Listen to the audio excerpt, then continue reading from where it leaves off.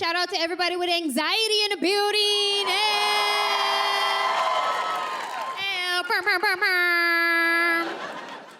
Yeah, we're here. Oh man, I used to struggle with my anxiety real bad.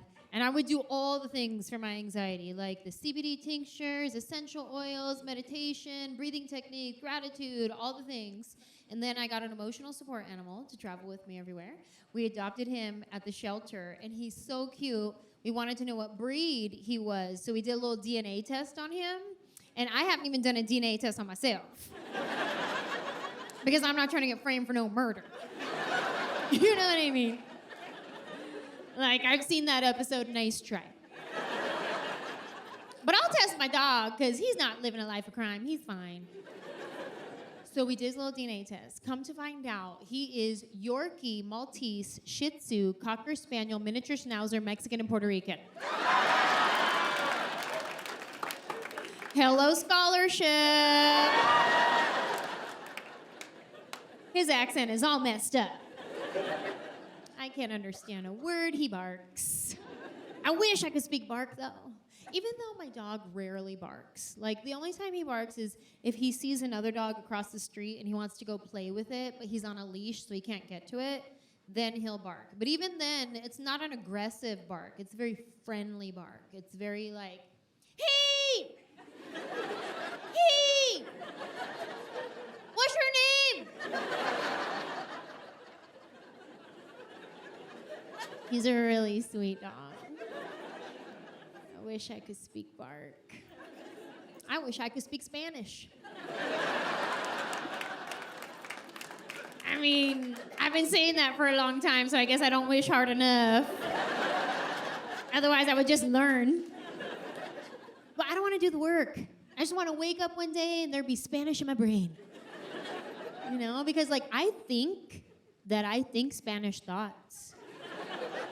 They just come out English. I do. Because honestly, I forget that I don't speak Spanish. I'll see a situation happening where there's like somebody who doesn't speak English trying to talk to somebody who doesn't speak Spanish. And I'll be like, oh, let me go help.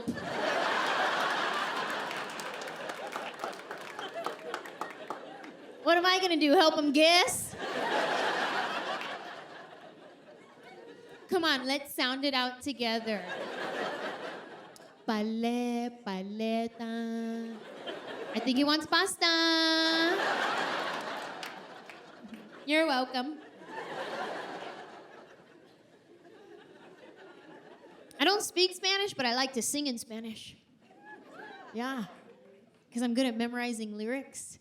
I just have no idea what I'm saying. So I sing in Spanish all the time. Este corazón que aún te adora. Like something about a heart, like a heart was involved. I like to go to the Mexican restaurants when they have the mariachis playing. And I purposely request a song that I know the lyrics to. And I'll be like, I'm gonna sing it with you. And they get excited, they're like, okay. But they always know a slightly different version than the one I know. Because like, we'll start singing together. Este corazón que aún te adora.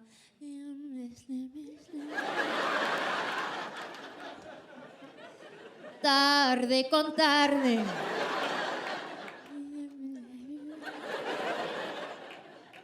Take it away. I wish I could speak Spanish. I get anxiety about it. I didn't even know what anxiety was at first. Like, I thought I just had the what-ifs. Like the what-if questions that creep into your mind and play tricks on you. Like, oh, what if she didn't text me back because she's mad at me? What if everybody I love dies? What if Starbucks runs out of cold brew? The what ifs, all day long what ifs. And I've been like that since I was a kid. Like every day, my mom would drop me off at school and I would cry because I thought she was gonna die. Yeah, I was real sad. She'd be like, bye, have fun. I'd be like, bye, don't die, okay? It's sad, my teachers had to send me to therapy. They told the therapist, they're like, okay, listen, her mom is a trigger. We think she might be beating her. I was like, what? No, how stupid. My mom's not beating me. That's my dad. That's not why I'm crying. I just didn't want her to die.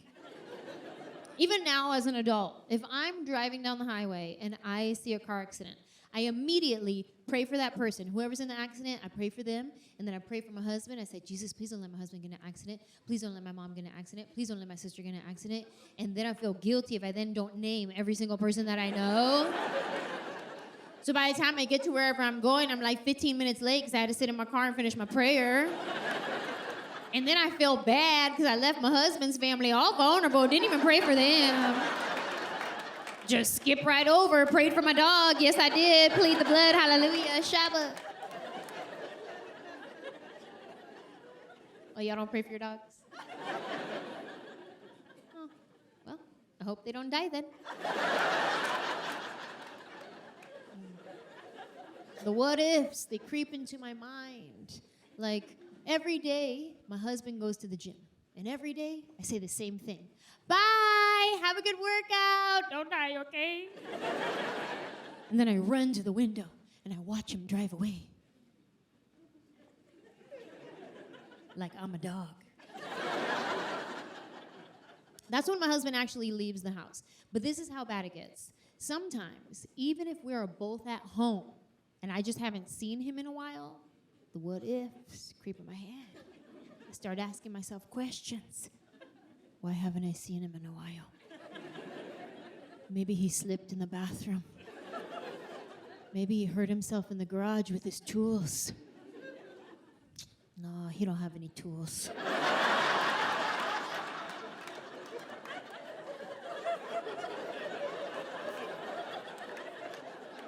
This is how it works. If we're both home at the same time and I haven't seen my husband in a while, he gets 3 babes before I freak out.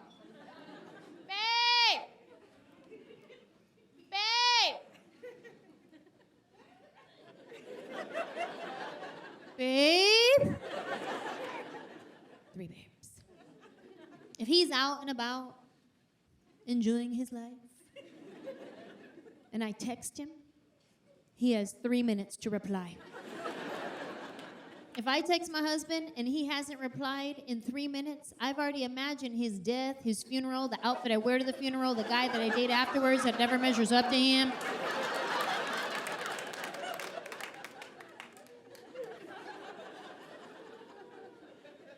If he's out and about, enjoying his life,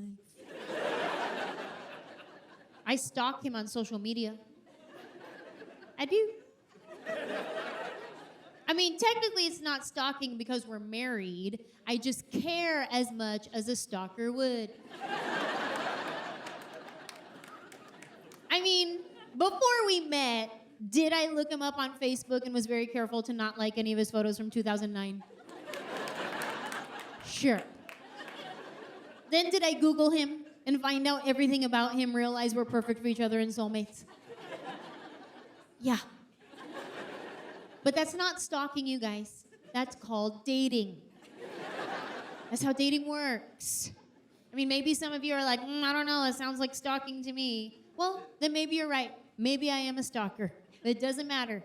Because as soon as he put a ring on it, I graduated from stalker to wifey. Summa cum laude, suckers! Hey-yo! I still do it. Like, he'll be out and about. I'll check his Instagram, see if he's posted anything yet. If he hasn't, I'm like, dang it, where is he? And that's usually when I check my Friend Finder app. Do you guys know that app? Find My Friends. Okay, for those of you that don't know, I'm about to change your life. And for those of you that do know, but your partner doesn't, about to change yours too.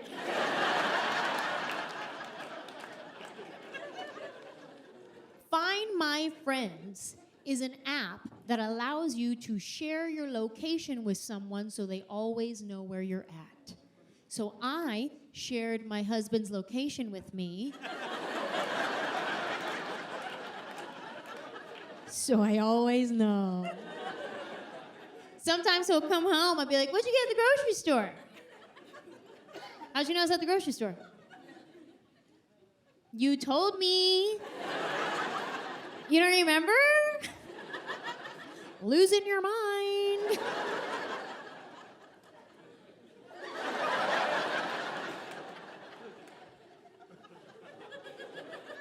Let me give you guys a little warning, though, okay? Before you go downloading the app, having all kinds of fun.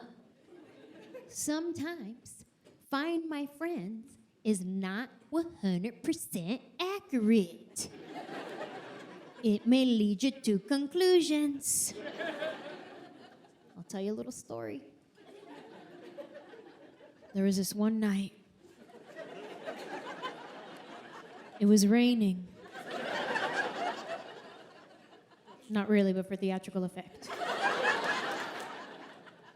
My husband went to the movies with some friends. He was gonna be home around 11 o'clock. Well, I fell asleep. I wake up in the middle of the night. It's 2 a.m. I look over and my husband is not next to me. My first thought, oh my God, he died. It wasn't like, ooh, he's out there cheating, because that would mean, oh my God, he died.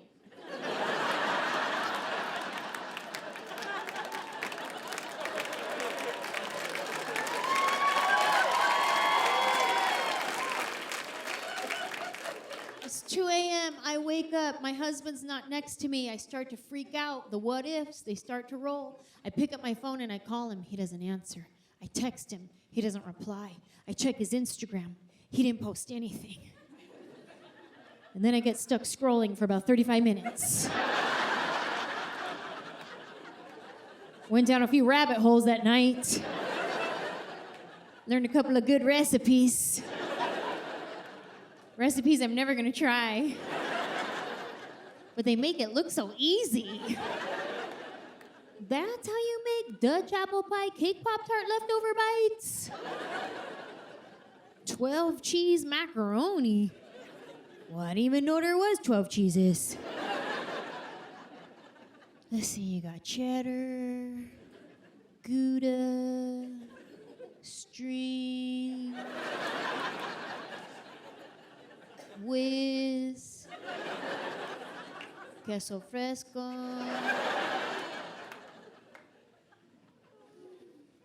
I'm gonna have to Google the rest.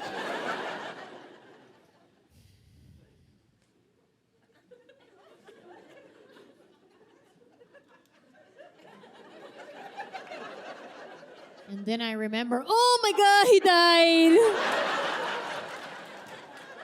And that is when I check my Friend Finder app. And it shows his location stopped in the middle of the freeway by our house. I thought he was in an accident. I said, oh no, I gotta go to that location. I gotta go there right now, but I gotta brush my teeth first. This is why I had to brush my teeth first, you guys.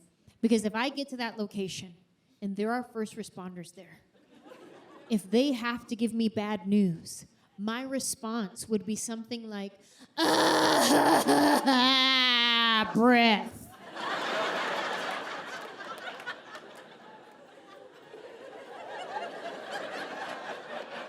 They don't deserve that.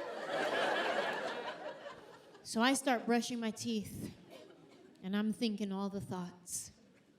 I knew it. It was too good to be true. I should have prayed for him that one time.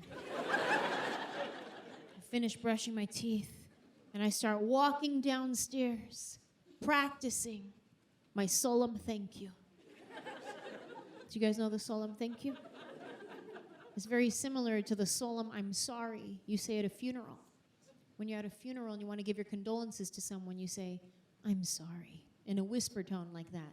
And that communicates to them, I'm sorry for your loss. Because if you say it at regular volume, I'm sorry. Well, that communicates I had something to do with this. So I'm walking downstairs, practicing my solemn thank you.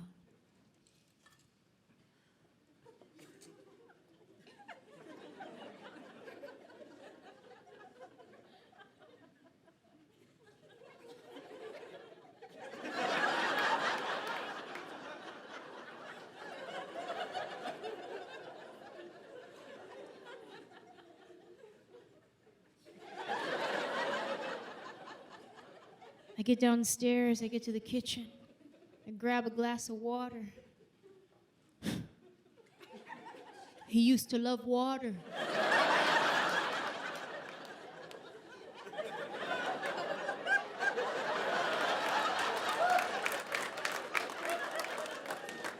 I start walking to the living room, his favorite spot, the couch, where he would watch movies and pretend like he didn't fall asleep. I get to the couch, and I'm standing there ready to mourn my husband. You could see there's a couple of pillows thrown about. There's a blanket falling off to the side. I go and I turn the light on so I could get a better look. And there he is, asleep on a couch. Find my friends lied to me. It told me my husband was dead. I already downloaded a dating app on my phone.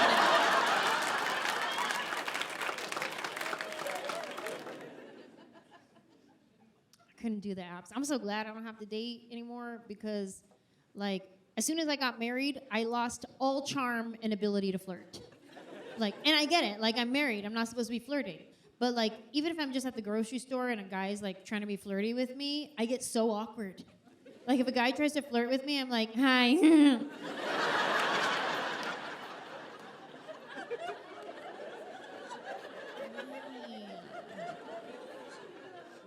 Like, Ange, just because you're married doesn't mean you have to get ugly for strangers.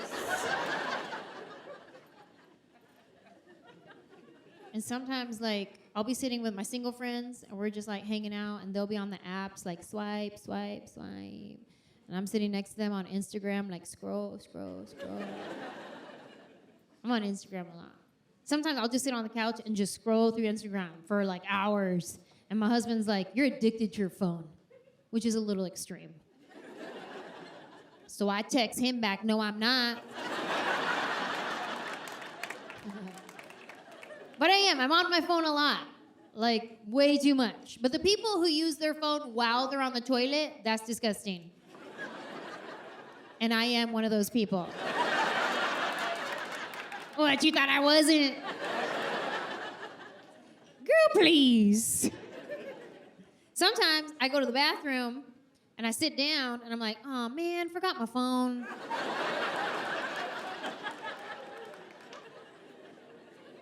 And I just gotta sit there all bored.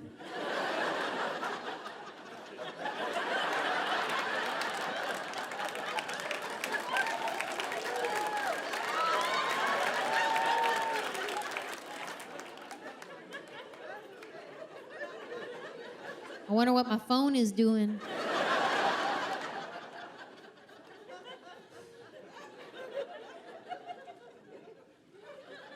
I have crown molding? Oh, somebody needs to clean in here. That's one option. If you go to the bathroom and you forget your phone, you could just sit there bored. Or you can do the squat and run. Do you guys know the squat and run? The squat and run is when you know where your phone is. It's not that far away. So you squat and run.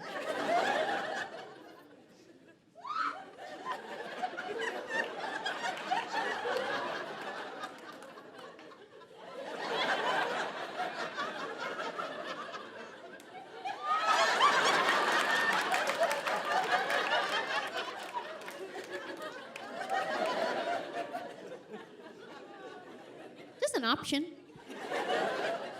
Maybe some of you are like, ugh, that's nasty. Then don't do it.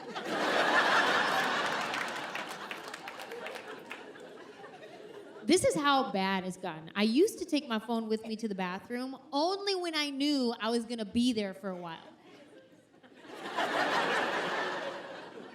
But now, even if I just have to pee, I take my phone.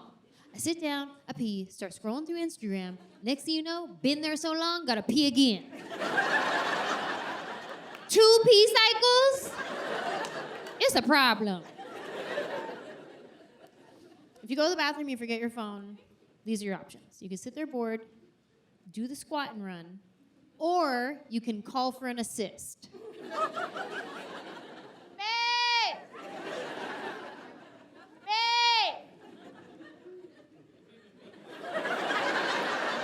Babe?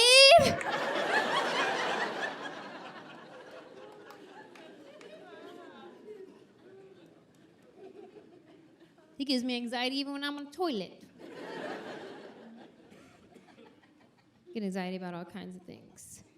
Like, I get anxiety about having kids. My husband and I always said we didn't want kids. And now that I'm getting older, I'm like, hey, are we for sure that we don't want kids? Because that tick-tock clock's a tick. And I always said I didn't want kids because I like my life just the way it is. I don't want to have a kid and mess it up. But all my friends have kids.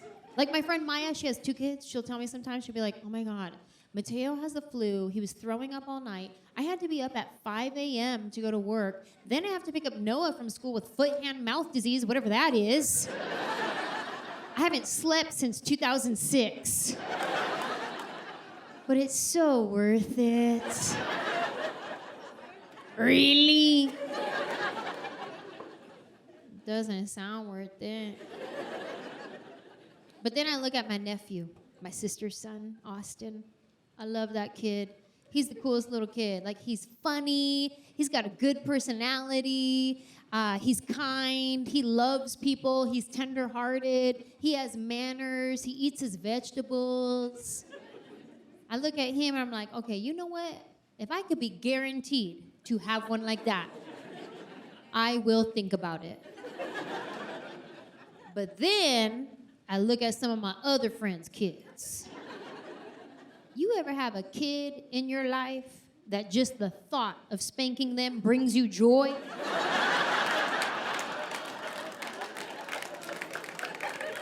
Because I have some kids in my life that I'd be like, ooh, you wait till your mom turns around.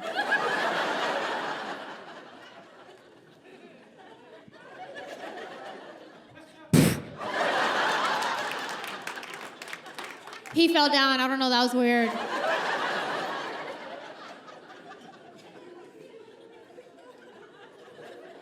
When you don't want kids, you take precautions to make sure you don't have them, like birth control. Well, birth control has hormones, and hormones gave me melasma. You know what melasma is? It's a brown skin mustache. Yeah, I have a mustache. You can't see it because I'm wearing makeup. But when I'm not wearing makeup, I look like my brother. That's messed up. Sometimes if I don't want to wear makeup and just be fresh-faced, go run some errands, when I get to the store, they ask me my preferred pronouns. They go, excuse me, ma'am. I'm sorry, sir. I'm sorry, they. Any of those work, thanks. So now I have a dilemma. Do I want a brown mustache or brown babies?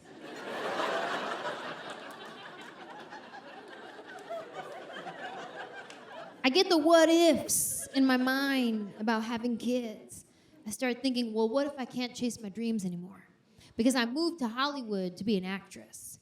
I'm still trying to be an actress.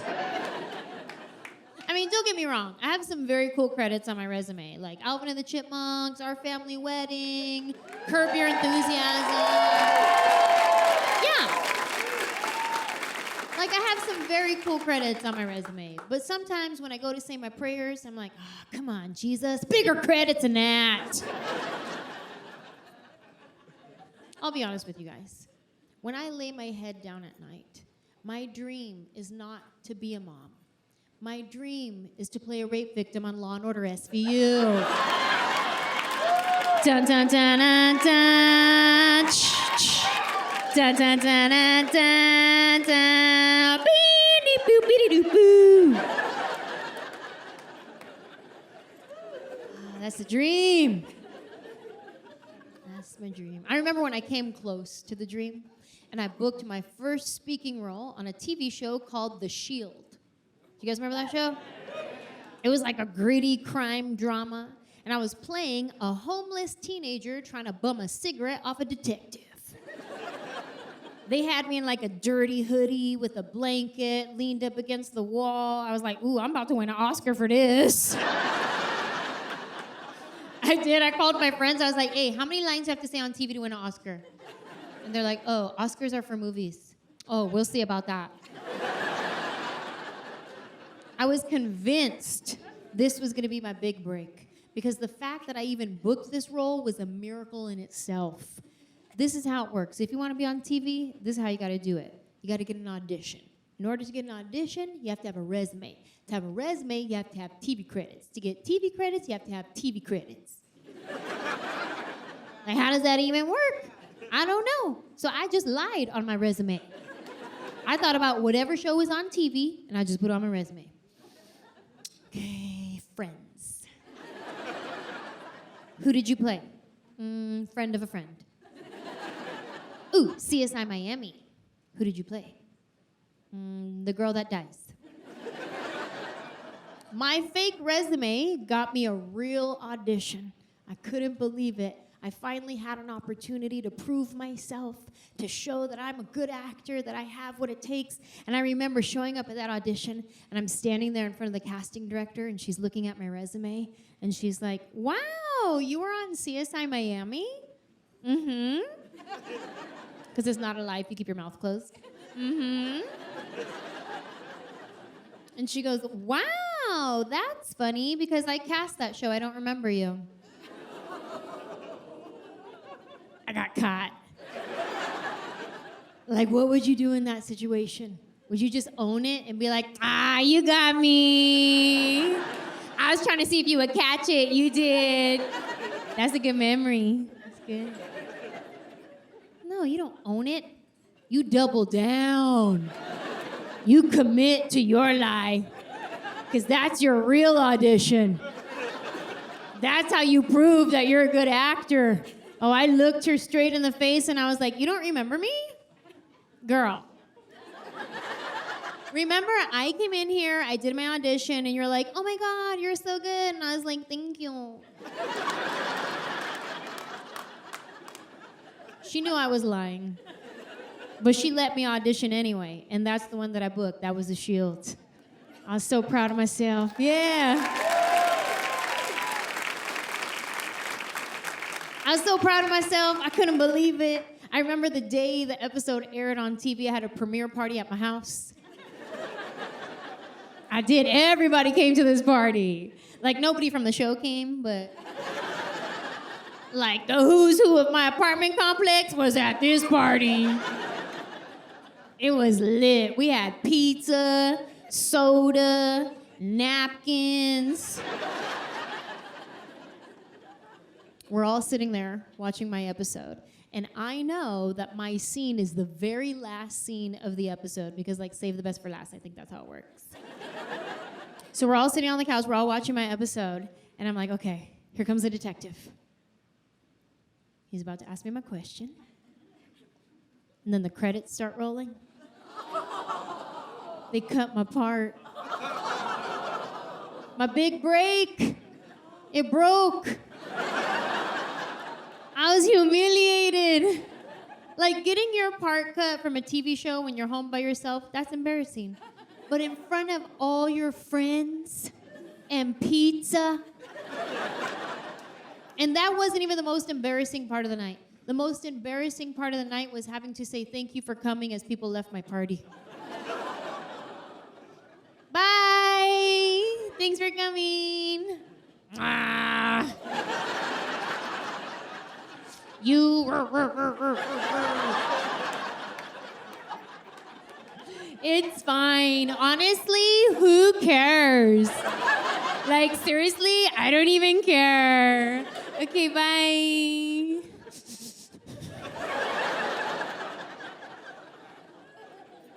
I'm still dreaming, though. Still dreaming. Like, I want to be in a scene with Detective Olivia Benson. I want to be in a scene where she's talking to me in her regular voice and then quickly goes into her very serious whisper tone voice. I know you saw the man who attacked you. But listen to me. We're gonna get through this together. That moment right there, that's what I want. I'm still chasing that. So I can't have a kid. I can't chase that and chase a kid. But let's say I did, though. Let's say I did. Let's say I have a kid, but I still get to chase my dream. What does that even look like? I go and I drop off my kid at his soccer game, and I'm like, bye, have fun, I'll see you later, mommy's got an audition. No, don't cry. Remember, this is all part of the deal. I have you, but I still get to chase my dreams. No, you'll do good. Go have fun. And I start walking away. And I get to my car, and I look back at him, and he's standing there looking at me, waiting for that loving encouragement. So I say, hey, wish me luck. I think I'm really gonna book it this time. It's right up my alley. They want me to play a young, hip soccer mom. And he's like, but you're my soccer mom. Yeah, that's sad. And now I gotta be like, hey, can you teach me how to do that? Like, how do you make it come out of one eye only? No, now I gotta kick it into parenting mode. Hey. Johnny. Come here. I know you want me to stay and give you Capri Suns and orange wedges. But listen to me. We're gonna get through this together. See ya. Dun dun dun dun dun.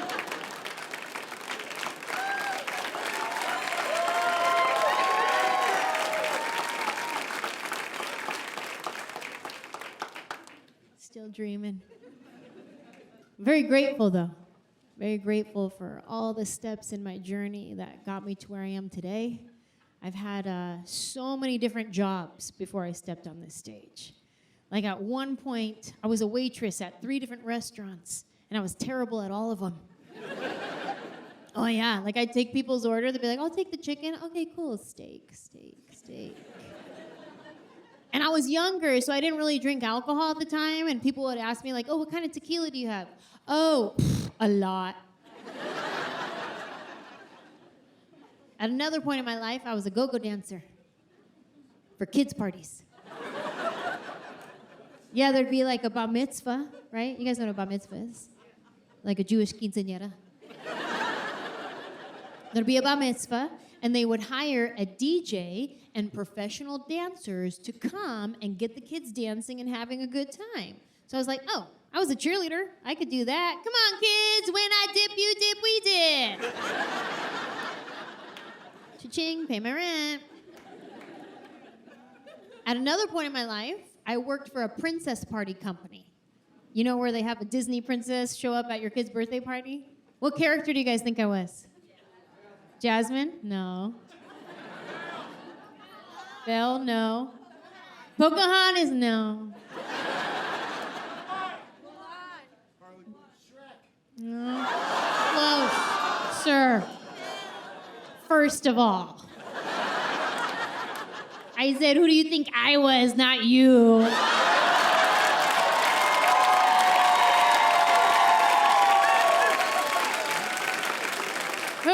Who else? Who do you think?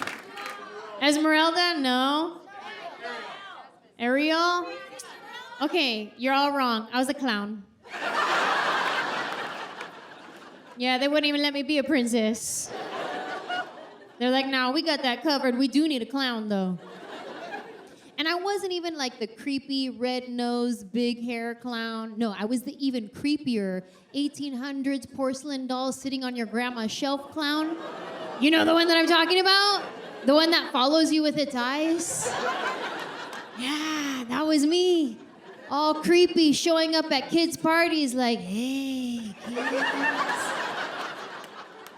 Isn't it funny to chase my dream? I have to be your nightmare.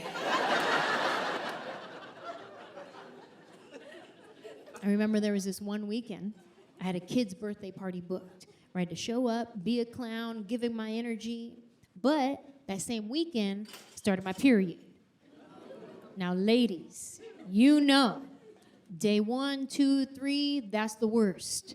That's when your cramps are on level 100. You're nauseous, you're fatigued, you're sweating, you don't want to get out of bed, you're emotional, you just want to curl up in a ball and rock back and forth. It was that day. You know that day. And if you don't, I hate you.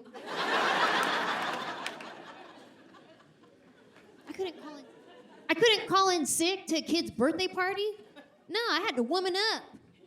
And I showed up at that party like a dead clown with makeup running down my face.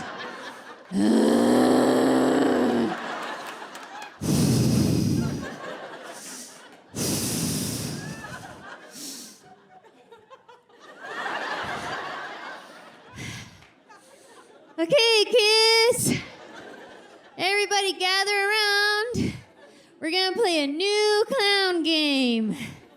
Everybody take your hand and put it on the ground.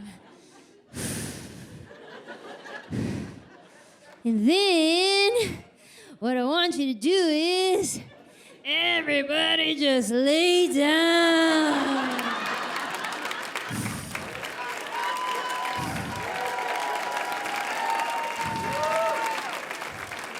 Elevate your back. Or option to pull your knees in tight.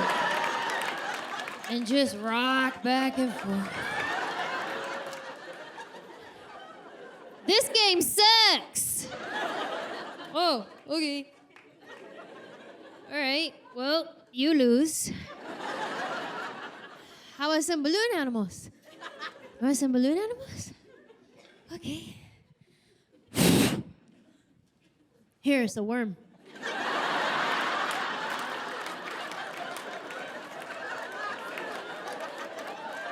I'm very grateful for all the jobs that I've had to get here.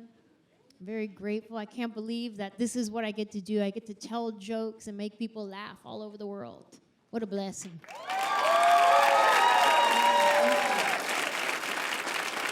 So grateful for that. That's part of the way that I combat my anxiety is I use gratitude and I shift my perspective, you know, like I'll be like, you know what? I'm so grateful I have a mustache. Because like not everybody does, so.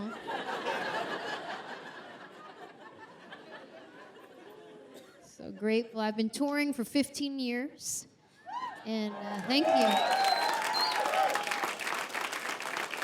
When you've been touring as long as I have, you end up needing help, like a road manager, an assistant, and you end up becoming very close with this person because you spend so much time with them. And it's like you find your new best friend that you write off on your taxes. My old assistant I had her for 7 years, and she was great. We got along really well because we were similar but different. Like, I thought I was positive with upbeat energy, and then I met her. Anybody else here have that one friend that's just extra? Like they always on 100? If you follow me on Instagram, you've probably seen her. Her name is Jaki. Not Jackie, Jaki. It's spelled J-A-K-E-E'.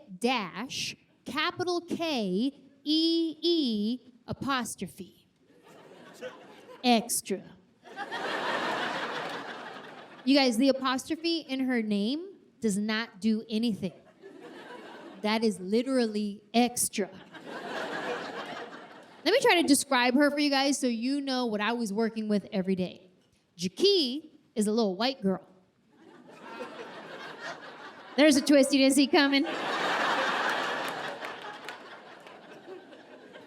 Jaki is always happy. She's like Buddy the Elf live in person. Imagine this for a second. Imagine we have a little kid here, and we give this kid way too much sugar. And then you take that kid to Disneyland for the very first time. And right when you think they're about to explode with excitement, you give them a puppy. That's Jaki. On a Tuesday, Jaki gets excited about mundane things. Ooh, this water's delicious. What kind of water is this? Tap water. Mmm.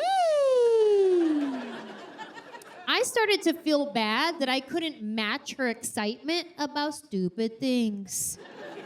After a while, I started to ignore her, but then I felt bad for ignoring her. But then I noticed something. I was like, wait a minute. She don't need me to co-sign on her excitement. She is her own cheerleader. She doesn't even need me in this conversation. This is an actual conversation that happened with me and Jaki. She says this. Hey, do you think a caterpillar knows it's going to be a butterfly, or is it a surprise?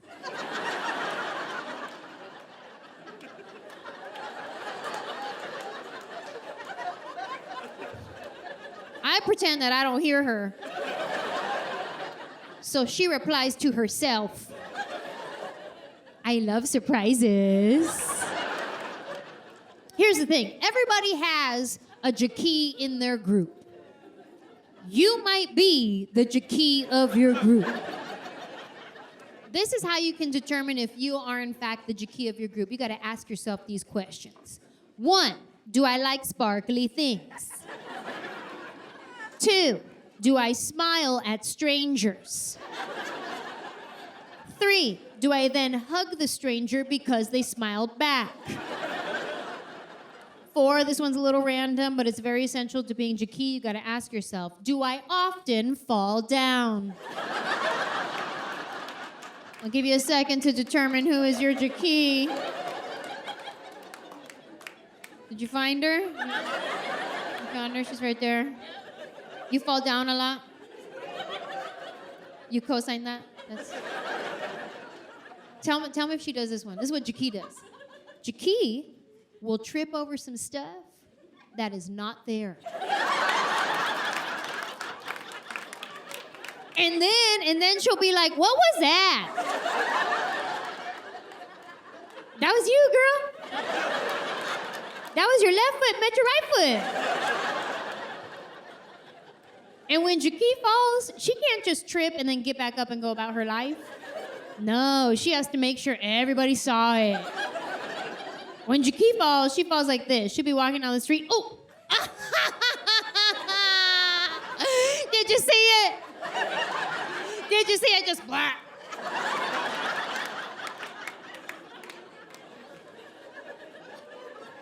This is how extra Jaki is. One time, she hurt herself by reenacting a fall from the week before. We were in our hotel room, and she's telling me how she fell last weekend, and she's acting it out for me. She's like, yeah, I was just walking up this step. Oh, I just broke my toe. I need you to take me to the doctor. I just broke my toe. I took her to the doctor. We get there. She's like, I broke my toe. I need an x-ray. All right, let's get you in there immediately. The doctor takes an x-ray of her foot. He comes back, and he's like, okay, listen. I don't know how to tell you this, but there's nothing wrong with your toe. Are you sure your machine is not broken? Yeah, my machine is not broken, and neither is your toe. You might have sprained it. I can give you some aspirin. You want some aspirin? Is that all that you can do for me? I mean, we have those booties that people wear, but that's like if you tear your ACL or break your ankle. Oh, okay, I'll have one of those. Now, Jaki has a booty that comes all the way up to here, and she walks like this for a sprained toe.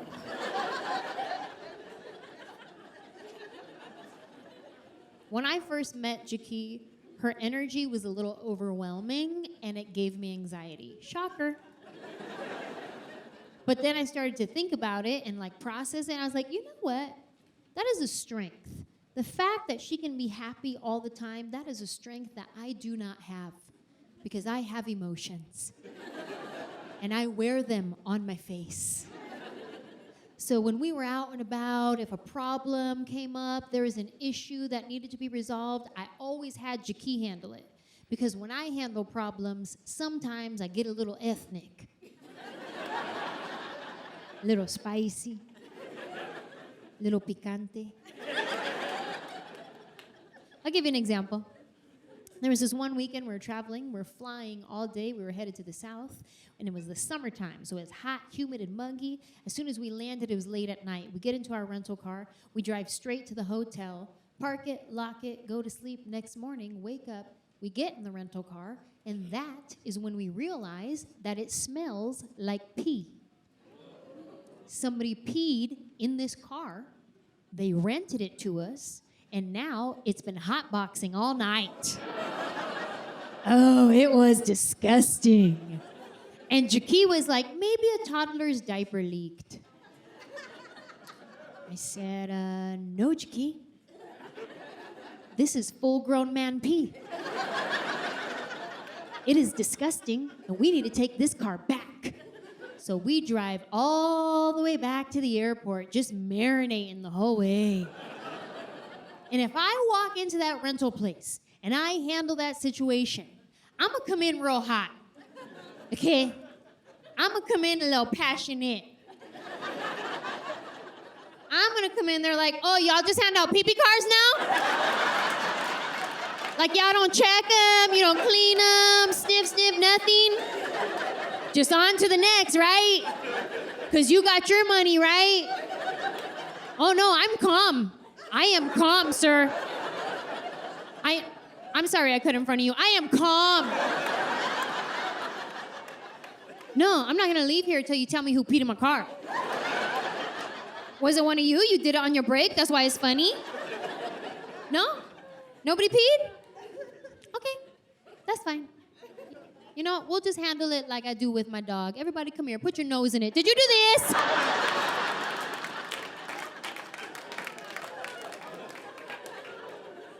Now, I know that's a little extreme. That is not very nice, and that is not of the Lord. So I send Jaki in there with her syrupy sweetness. And Jaki handles it like this. Hi. Actually, wait, let me start over. Do over.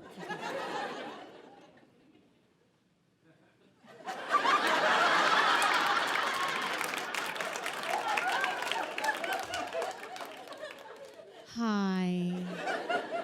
As you can see, I'm disabled. Listen, our car kind of smells like urine. Is there anything you can do to help us out? Yes, I'll take a free upgrade. Give me a hug.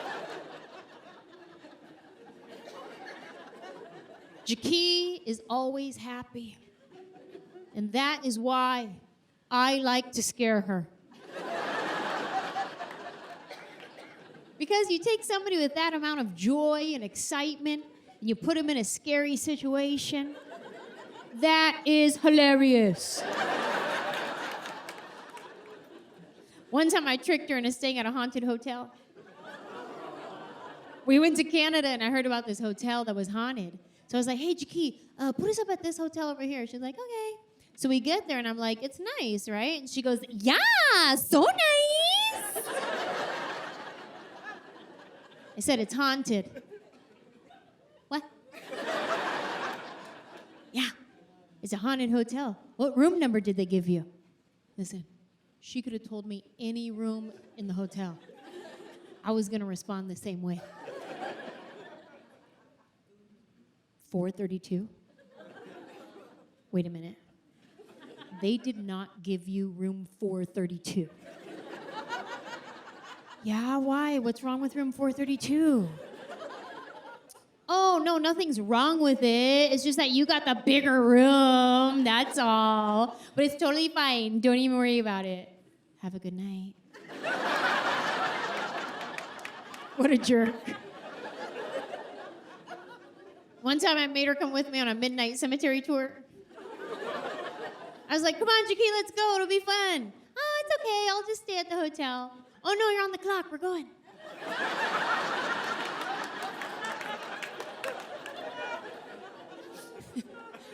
We get to the cemetery. It's pitch black dark. I am the only one with a flashlight. Jaki is right behind me. And I just take off running and leave her in the dust. Best friends.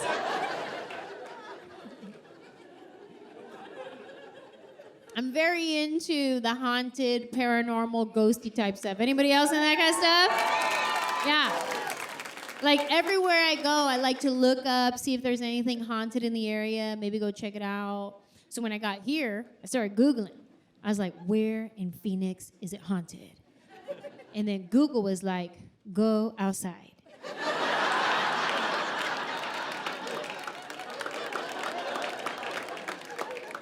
But doing my research, I came to the realization that most ghosts are from the 1800s.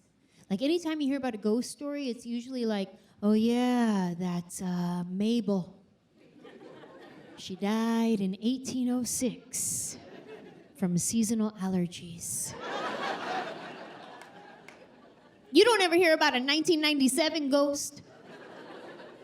You've never heard the story. Oh yeah, that's Stacy. She died in 97. She was crossing the street while checking her pager.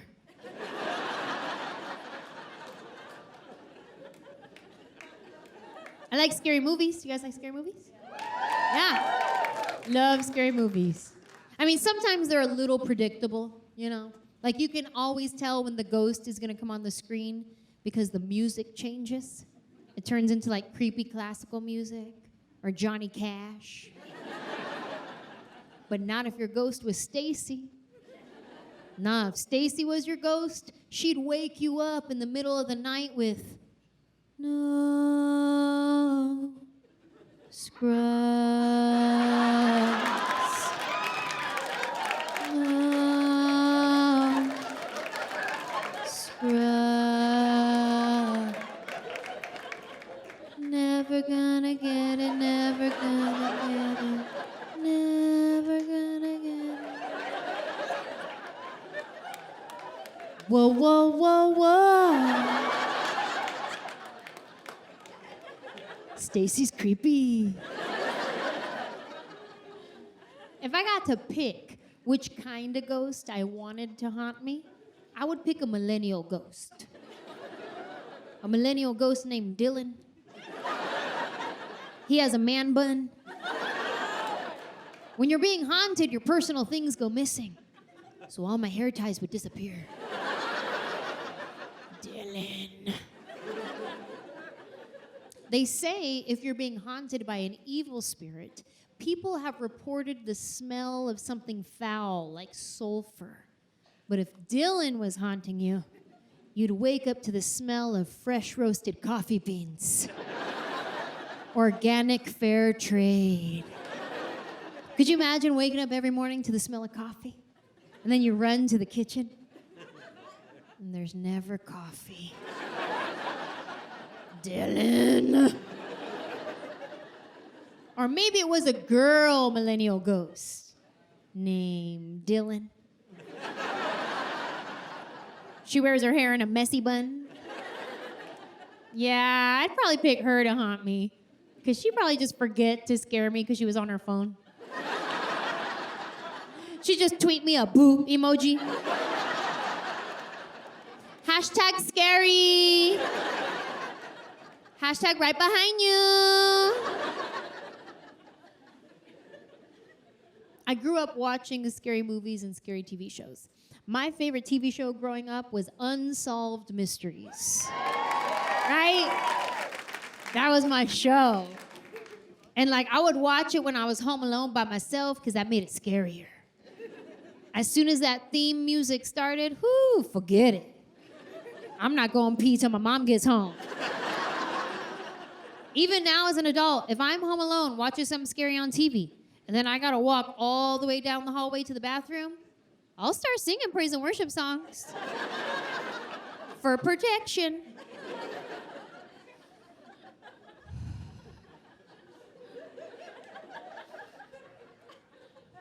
Jesus loves me, this I know, for the Bible tells. You gotta get aggressive. You gotta get aggressive with the ghost. You gotta let them know you ain't playing no games. Oh, you think this a game, ghost? Oh, you trying to scare me? Well, you didn't see me over here with my Merlot taking my communion?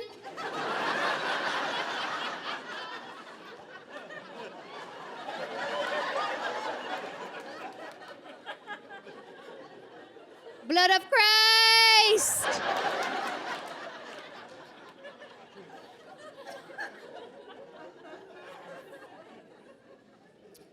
Been touring for 15 years, and my favorite thing to do on tour is eat good food.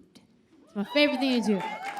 Like, everywhere we go, we try to find the best food. Like, and we want to find that local, family-owned, you can only get this right here type of place. You know what I'm talking about? So everywhere we go, we get the best food. Except when we went to Birmingham, Alabama. I'll tell you what happened. We get to Birmingham, and I'm doing my thing where I'm just talking to people, asking people where we should go eat. Like, hey, where's the hot spot? Where do you go? I want to know. Let's go. This girl recommends a Mexican restaurant. I was like, "Aw, no thank you." Because we're in Birmingham, Alabama. I don't want Mexican food here. Like, we're in the South. Take me where I could get some Southern food, like biscuits and gravy, shrimp and grits, butter on butter. But she said a Mexican restaurant. I was like, ooh, hard pass, thanks though. But then I started thinking about it, and I was like, you know what? Hold on. Let me not judge, okay? Because people know their city. They know what's up where they live. They know where to eat. They know the hot spots. So I was like, you know what? Let me not judge. Also, let me not limit my people, because maybe one of my people done immigrated over here. And maybe when he got here, he was like, keep going, don't look back. By the time he looked up, he's in Birmingham, Alabama. Is this California? Nah, you went the wrong way. Highway. But maybe he decided to stay. And maybe he started by making tacos on a little taco cart right outside of the nightclub. Everybody starts hearing about Jaime's Tacos. Hey, have you ever had one of Jaime's Tacos? Those are the best tacos I've ever had in my life. Jaime's Tacos, Jaime's Tacos. Maybe he is so popular, he opens up a taco truck. Hey, have you ever been to Jaime's Taco Truck? Those are the best tacos I've ever had in my life. Jaime's Tacos, Jaime's Tacos. Maybe he gets so popular, he opens up his very first restaurant in Birmingham, Alabama, Jamie's.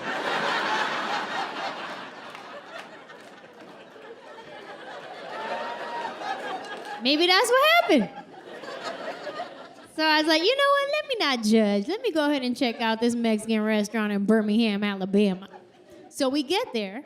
As soon as I walk in, I notice that it's all white people, not one Mexican. Strike one. Listen, this is not about white people. This is about the rules of restaurants. Whatever restaurant you go to, whatever culture that restaurant is, if you do not see the people of that culture in that restaurant, leave.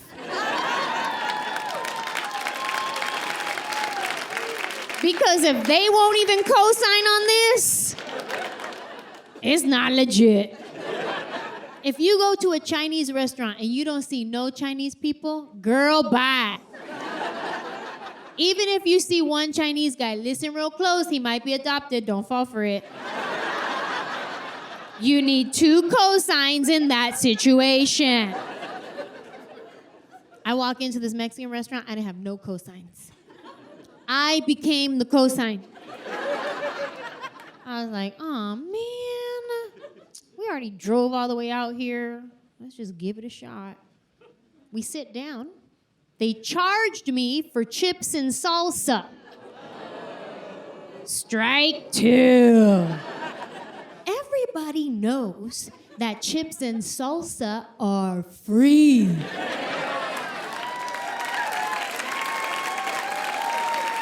It is our gift to humanity.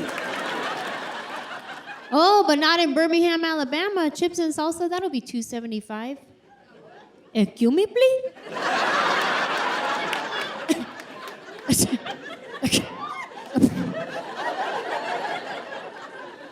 I'm sorry, is Jaime here?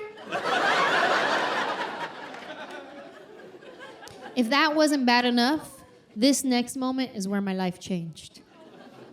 I'm reading the menu, and it says they have guacamole and seasonal guacamole.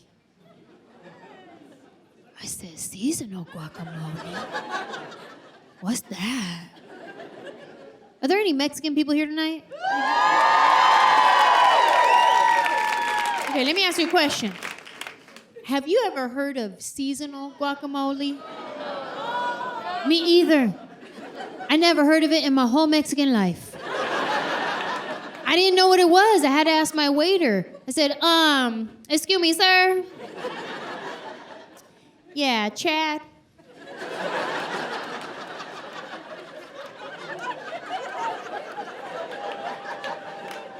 Let me ask you a question. What comes in the seasonal guacamole? And he says, walnuts and candied apples.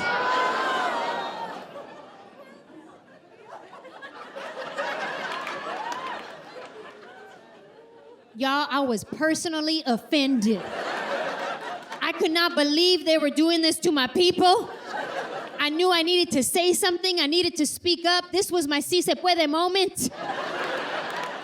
But we were in the South, so the only words that would come out of my mouth were, I rebuke you in the name of Jesus. You take that guacamole back to the pit where it came from. I do not receive that. Get under my feet, devil. I'm Anjelah Johnson-Reyes. Thank you so much.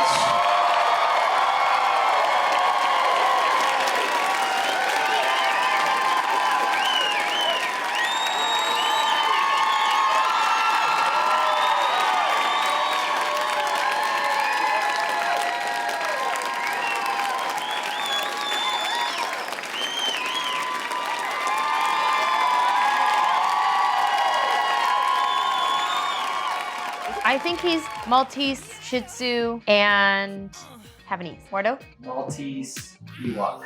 Ewok breed by percentage. 25% Yorkshire Terrier, 12.5% Cocker Spaniel, 12.5% Maltese, 12.5% miniature Schnauzer. He did have a mini. Oh, 12.5% Shih Tzu, 25% breed groups. So he's mostly Yorkshire Terrier.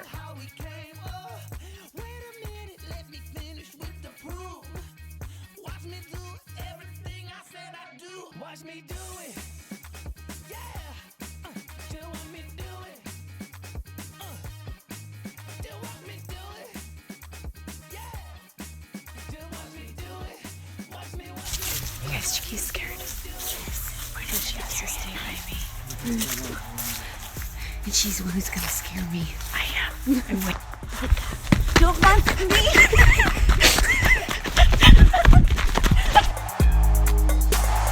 Where you at? I'm in the back with my gang giving heart attacks. Then we really gonna fly with a jetpack. Out of space to a place only honey's at. Gucci on with a red bottom outfit. I'm a boss, man, you know I'm all about this. Pimp Mo, you can shop at my A millennial ghost named Dylan. He has a man bun. Or maybe it was a girl millennial ghost named Dylan. She wears her hair in a messy bun. And I booked my first speaking role on a TV show called The Shield. And I was playing a homeless teenager trying to bum a cigarette off a detective.